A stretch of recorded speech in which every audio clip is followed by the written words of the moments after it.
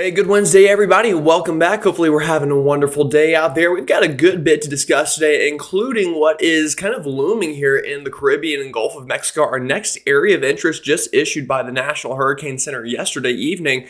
This one could be a bit of a doozy. We'll watch it for sure, but the ingredients are there for this to be a pretty big time storm. In fact, this could be kind of the storm of the year in terms of United States impacts. Obviously, we had Beryl, which turned into a Category 5, but we've yet to have a major hurricane landfall in the United States so far this hurricane season, and this one could change that. We'll definitely see. The good news, though, is we do have a while to go before we do see direct impacts from this. We're still in that 7 to 10 day range probably from any sort of landfall, so we got plenty of time to monitor it. Things could downtrend for sure, but it's a signal I'm watching and one that I am concerned about and one that I want you to stay posted to. And a great way to do that is by hitting that subscribe button below if you haven't already, and go ahead and hit that little bell next to it. That'll keep you up to date every time I post an update with the latest model guidance and a breakdown of that guidance. It'll send you a kind of push notification to your phone or a little ding on your desktop, depending whichever one you use. Also, while you're down there, like the video, comment, let me know what you're seeing out in your neck of the woods this morning. And some of us are seeing some pretty active weather this morning, even back home.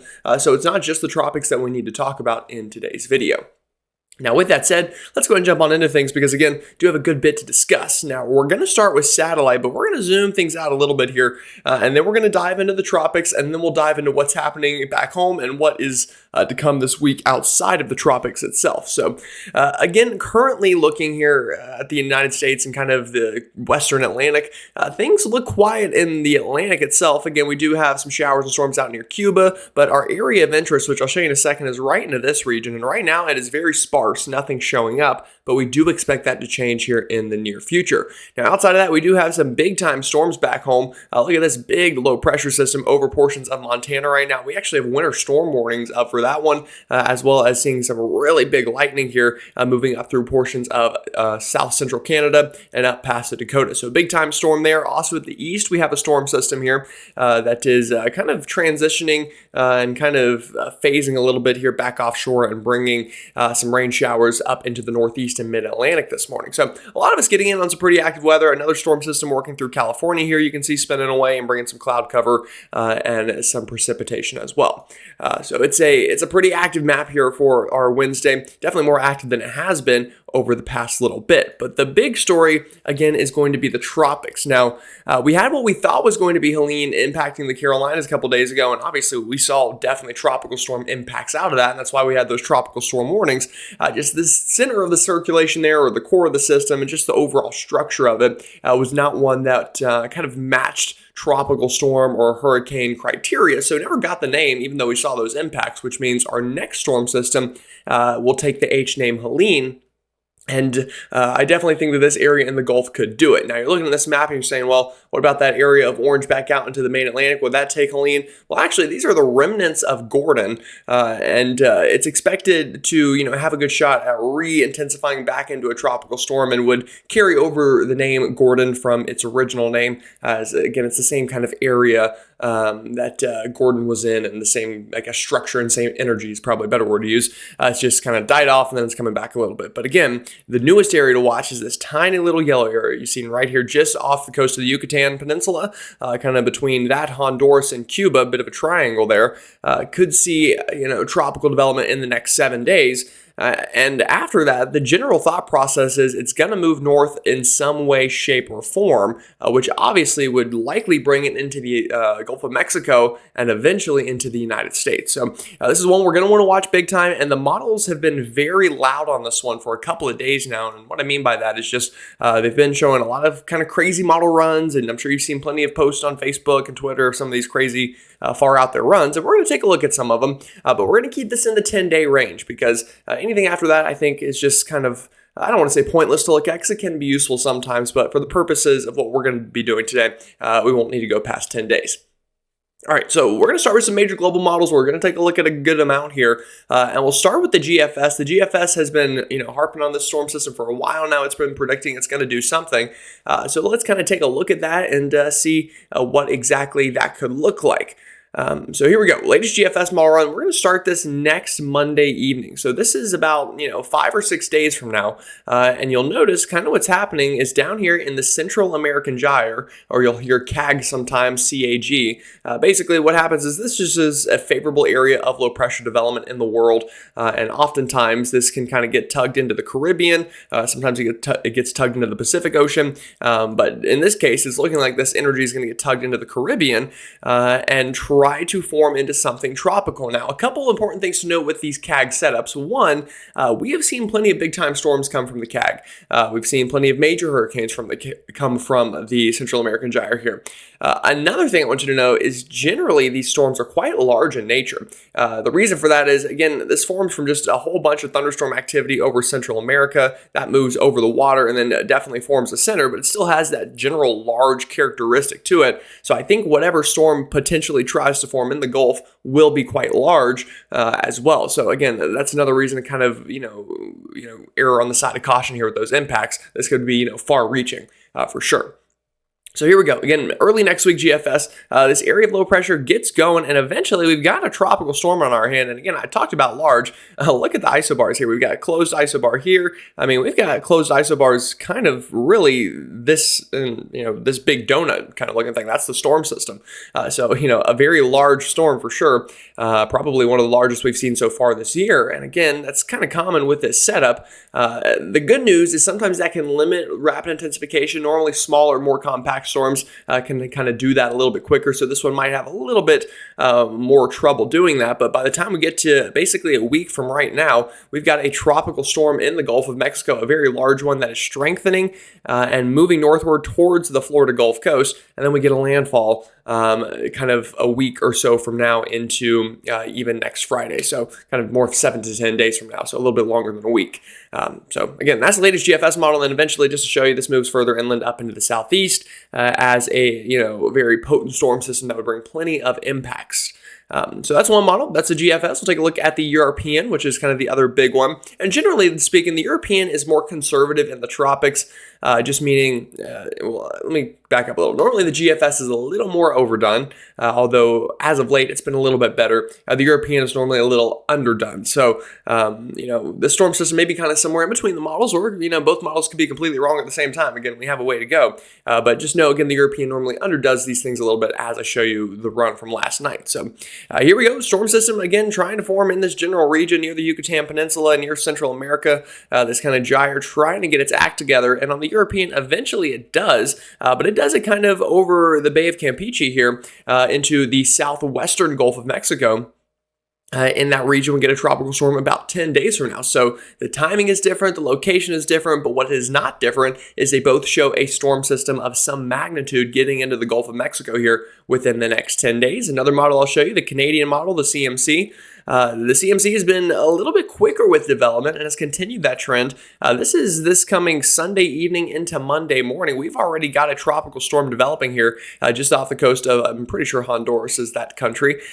Maybe my geography is wrong, but either way, just off the north coast of Central America, we do see this tropical development beginning. This forms into a tropical storm. And by the time we get, a week or so from now into next Tuesday and Wednesday, we've got a tropical storm turning into a hurricane, moving up into the Gulf of Mexico, and then makes landfall and moves inland basically identically to how the GFS did, really timing and location-wise there into the Florida Panhandle, and then eventually up into Georgia and the Carolinas in the 7 to 10 day range. So again, agreement between the GFS and the Canadian. We'll take a look at the Icon model, which is one that has done relatively well this year, all things considered, did great, or it's just done pretty good with the Gulf of Mexico in general. So we'll see what it says here. We move this ahead. Again, it develops this a little bit sooner. Excuse me, here going into really the beginning of next week, next Monday. Another thing I want to note, look at how large this area is. I mean, this is kind of the overall big circulation pattern. This is a big time storm. So a couple of things to know with big storms. One, that increases the surge, which is bad. Two, something that's a little bit better about them is generally the max wind speeds are a little bit further down because it's using all that energy to spread it out across the entire storm. But then the problem with that is the wind field is larger. So more people are under general wind impacts, even if the center of it is a little less strong than maybe it would be if it was a tighter storm. So large storms, again, are a completely different type of animal to forecast compared to smaller hurricanes. And this one, again, looks like it's going to be pretty large. And we'll move this ahead into time. And again, this moves up through the Yucatan and into the Bay of Campeche and then eventually into the western Gulf of Mexico, a little bit closer to how the European did. And then, this is next Wednesday, basically a week from right now, next Wednesday morning. And we've got a tropical storm there in the Gulf of Mexico moving towards the United States coastline. All right, final model I'm going to show you, and then we're going to take a look at some ingredients for the storm system. Then we'll take a look at ensembles. This is the Euro AI model. Euro AI model has been sniffing this one out for a while. It's been all over it for a good couple of days at least here. So it's worth noting here. And again, it's similar to the other models. We've got a tropical storm in the Gulf of Mexico a week from right now. This is next Thursday afternoon. And then eventually we move this ahead into time and getting about 10 days out from now into next Friday, we have a actually, I just realized, I guess that's the latest run we have in this. We have a tropical storm borderline hurricane moving towards the United States Gulf Coast. So again, every model I just showed you shows some sort of formation with this storm system. And just about all of them make landfall in the United States or at least start moving in that direction. So, you get the general idea of why we're concerned about this one and why we really have both eyes on it. Also, Gulf of Mexico, as we know, unfortunately, is just not a place you want to put a storm in, especially this time of year getting into the heart of September and really even the second kind of latter part of September here. All right, let's take a look at some ingredients for this. Now, when forecasting hurricanes, there's three big things we want to look at. One is wind shear. Two is moisture availability or dry air. How much of that is there? And then the third one would be sea surface temperatures. Now, I don't have a sea surface temperature map pulled up, but we both know the Gulf of Mexico is an absolute bathtub right now. We have some temperatures up near 90 degrees Fahrenheit, and you only need about 78 or so degrees Fahrenheit to be, supportive of tropical development. So 90 is more than enough, and that content goes pretty deep too. So the storm can really feed off of that. So that's one thing. Go ahead and check that box off. Next thing, wind shear. Well, this is early next week. This is Tuesday afternoon, as the GFS shows. And here's about where the storm is expected to be, as we talked about and as the NHC showed. And the lighter the colors, the more favorable it is for development. The darker the colors, generally speaking, the less favorable, although the wind pattern also matters. And I'll be honest with you, it really couldn't get much better for the storm here. I mean, you're looking at these wind patterns. It's fanning out. There's very light winds near the center. This is about as good as it gets for tropical development in the wind shear category. And we talked about ocean content right here in the Caribbean. It's just like the Gulf. It's very hot. So go ahead and check ocean content box off. Go ahead and check off the wind shear box.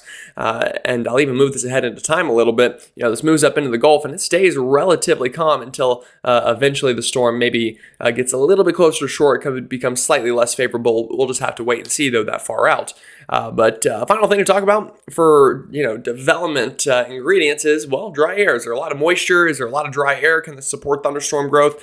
Again, the darker green colors are supporting thunderstorm growth. They're supporting strengthening of a hurricane. The more drier brown colors are obviously not doing that. So we'll take a look at this and, you obviously see, well, that's a lot of green there. And unfortunately, that, again, is going to support tropical development growth. And we move this ahead into time, and that doesn't look to be a problem at all the way up to landfall. And then after that, probably some dry air like usual would try to infiltrate the storm system. But again, the ingredients just look very favorable, all things around here for some tropical development.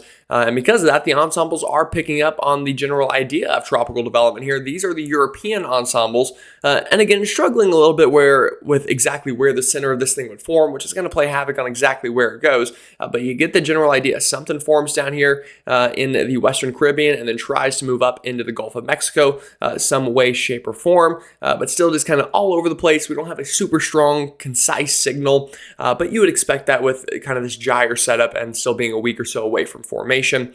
looking at the GFS a little bit more put together, and we'll go ahead and move this all the way out to 10 days just so you've got a full look at it. And again, a little bit stronger of a signal. All of them develop this, or most of them develop this, but then again, this is where the forecast gets tricky.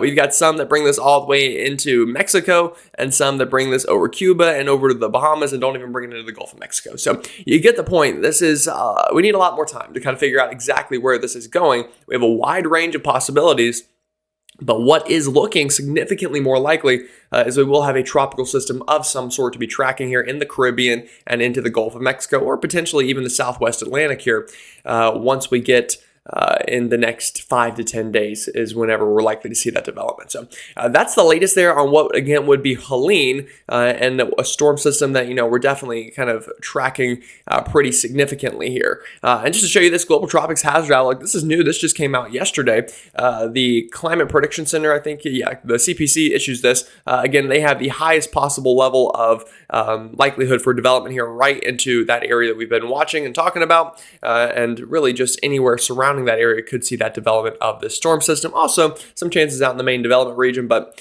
again, that is a little less likely, I think.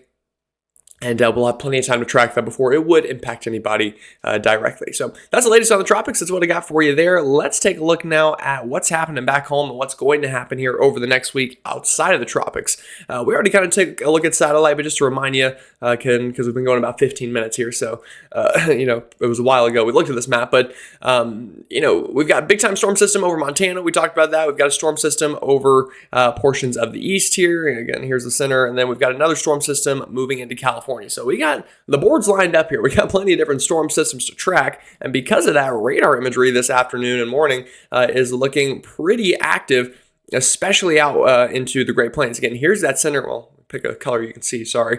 Here's that center of low pressure here over Montana, just bringing this fetch of moisture all the way up here. And we're kind of seeing this low level, moisture coming out of the Gulf, helping to really fuel these thunderstorms and these showers. Again, the real thunder part of the storms, I guess, are really up here in North Dakota and moving up into Canada, but still seeing these showers down on the side kind of lower than that. Sorry, I don't know what I'm talking about. Further south than that into the Great Plains, we are still seeing some of those showers work on through. Back through California, relatively dry, but notice here's a little bit of rain showing up. Well, I guess you can't really see it, but there's just a tiny bit of rain showing up offshore. That'll move inland this afternoon.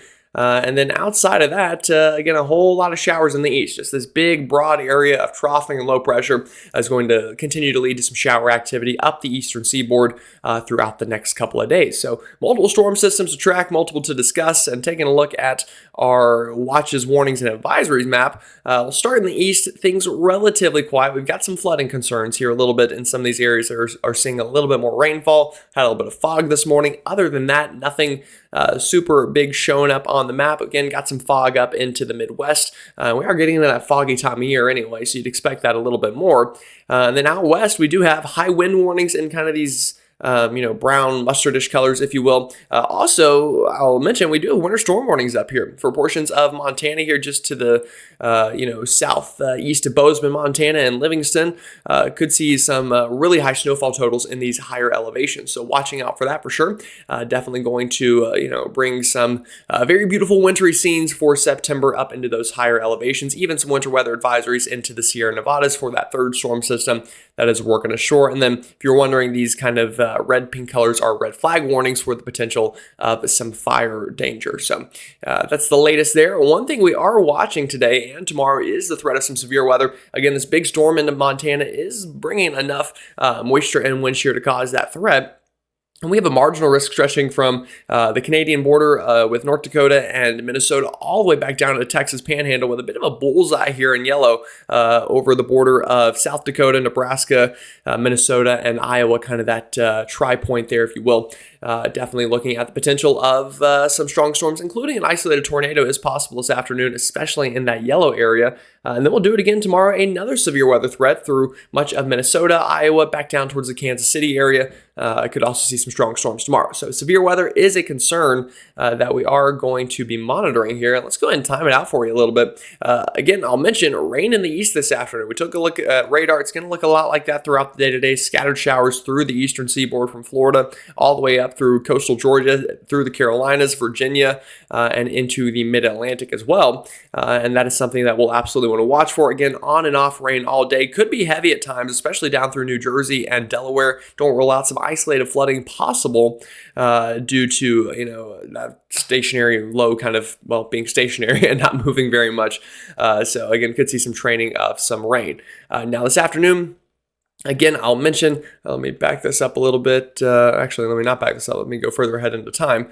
Again, that rain through the east this afternoon, it's kind of hard to see, but we do get a couple areas of some storms trying to form in that marginal and slight risk today. Again, it's going to be kind of a boom or bust setup. The atmosphere is slightly capped a little bit, so we'll see if storms can get going. But if they do have the potential to become strong to severe for sure. We'll get this into overnight tonight. Again, still raining good into the mid-Atlantic, New Jersey, up through Philadelphia, back towards Harrisburg, Baltimore, D.C., and then even up through the coast of New England. Could see some pretty good rain overnight tonight, I think. And then by the time we get into Thursday and Thursday afternoon, again, this is whenever we're going to see that severe weather threat back through Minnesota, Iowa, and kind of into those regions that we talked about for tomorrow. All threats on the table, and still seeing scattered showers into the coastal Northeast throughout the day on Thursday. And that's going to just be a theme that continues throughout Thursday evening and Thursday afternoon. Again, noticing that severe weather threat picking up back through Minnesota, Iowa, even getting into Wisconsin here. And then that could definitely lead to some rain overnight for portions of the Midwest going from our Thursday into Friday. So that's kind of what it's going to look like over the next little bit. And I never pulled up the West Coast map. Let me do that for you folks, because obviously you also matter. So let's go ahead and take a look at that here for the next little bit. All right, so let me back this up. This is all the way into the future.